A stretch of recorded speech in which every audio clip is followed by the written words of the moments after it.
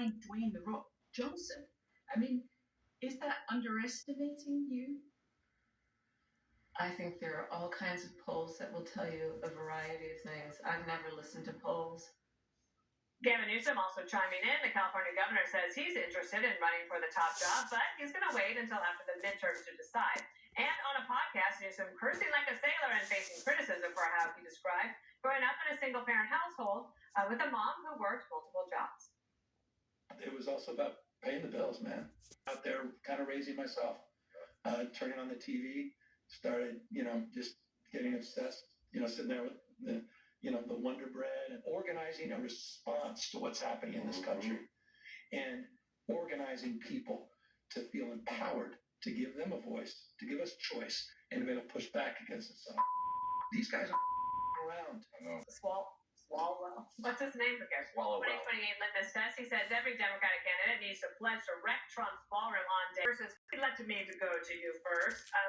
Gavin versus Kamala 2028. Are you feeling it? I love it. I like how she's like, I'm not done. She's not done losing. She is trying to be seductive and like tantalize us, like I might run.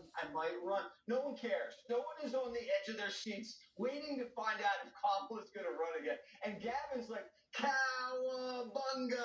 He's like, I'm in. I've always been in. And you know what? J.D. Vance is not poor. I'm poor. I'm the Beverly Hillbilly. It's going to be funny to hear Gavin Newsom say that he had no white privilege to Kamala's face in the debate. And that debate's going to be a problem for her because here's her issue. She can't attack Newsom's record in California because she was in California the whole time. She was... she says about Gavin's record in California is on her too. Now his problem is the DEI landmine.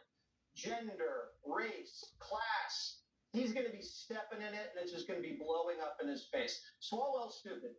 Do you imagine Eisenhower saying, on day one, I will tear down the Truman balcony? I can see this being a question, like an MSNBC debate. Right.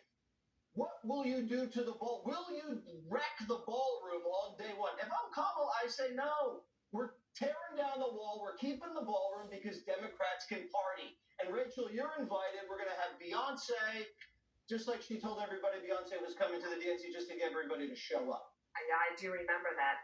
The thing about Gavin Newsom, Greg, is that in a way he is a lot like Kamala, that he can be anybody depending on which podcast he goes on.